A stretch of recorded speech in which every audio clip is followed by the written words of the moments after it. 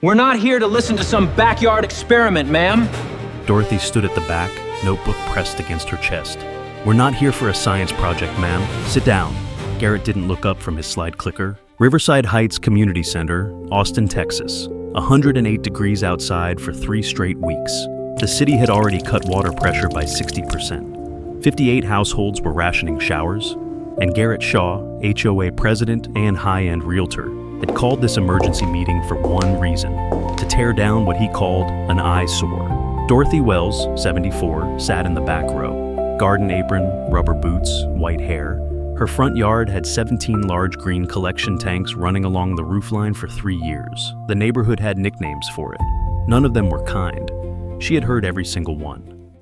You've received 3 formal violations. Total fines of $4,500. This hoarding situation is dragging down every property value on this street. Someone laughed.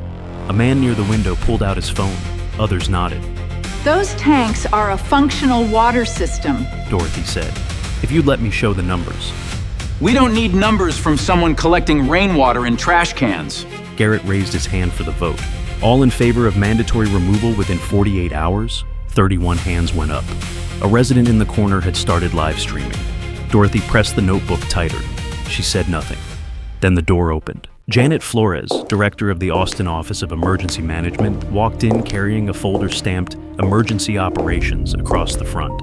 She moved straight to the podium. Garrett stepped back without being asked. This woman is Dr. Dorothy Wells. Janet's voice carried across the entire room. 22 years as Director of Hydrology Research at the Texas Water Development Board. She authored the rainwater policy currently used by 14 states.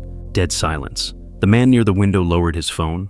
That system in her yard holds 214,000 gallons of EPA-grade water, enough to supply every household in this neighborhood for 11 days if city infrastructure fails. The city of Austin is signing a $380,000 consulting contract with her next week to expand this model citywide. Garrett's hand was still half raised. His face had gone white. The $4,500 fines are void, Janet continued, effective immediately. The room turned. 41 of 58 residents voted Garrett out of the HOA chair before the meeting ended. The live stream hit 30,000 views by sunrise. He stood alone while strangers lined up to shake Dorothy's hand. She placed the notebook on the podium and walked out. She never said another word. The woman they mocked for 3 years just became the reason this neighborhood still had running water. Garrett packed his binder alone. Type legend below and follow for part 2 because the city council meeting got even uglier.